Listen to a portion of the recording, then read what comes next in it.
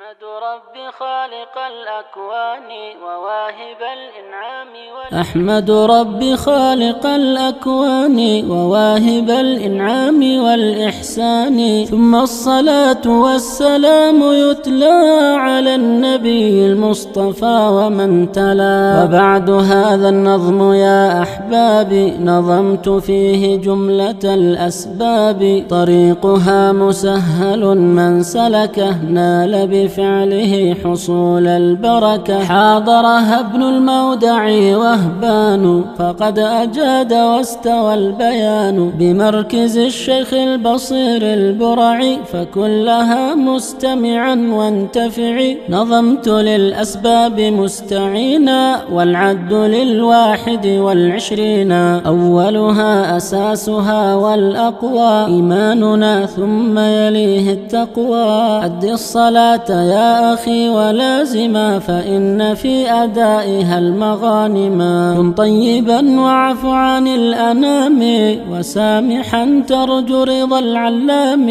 وشكرنا لربنا الرحمن زيادة للعبد في الإحسان، على تلاوة القرآن توجر فإنه مبارك فدبروا. والصدق كان في البيوع لازما ومن يبين العيب كان غانما. وصلة الإنسان للأرحام زيادة في العمر والإنعام، وجاء أن في البكور البركة فجد في اغتنامه بالحركة. واجتمعوا في أكلكم يبارك قد قيل في البركة التشارك، بركة فاز بها العرسان عليهما قد بارك الرحمن. ومن على إلهه توكل عليه فضل ربه تنزلا. وأكثروا يا إخوة استغفارا فإنه يعمر الديار،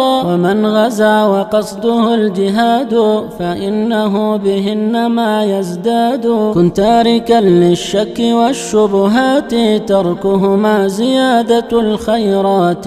أنفق بإخلاص ولا تباهي وابتغ بالإنفاق وجه الله. وإن دخلت منزلا فسلما عليهم تبركا والتلزما. وأكثرن شرب ماء زمزم فإنها بركة للمسلم، في ليلة القدر الهدى والبركة وإنها بخيرها مشتركة. كذلك الإحسان في الأخلاق فإنها أوفر للأرزاق.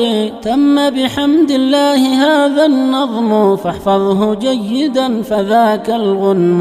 والشكر بعد الله رب البشر للشيخ وهبان الكريم الأثري، مصليا مسلما على النبي محمد وآله والصحب.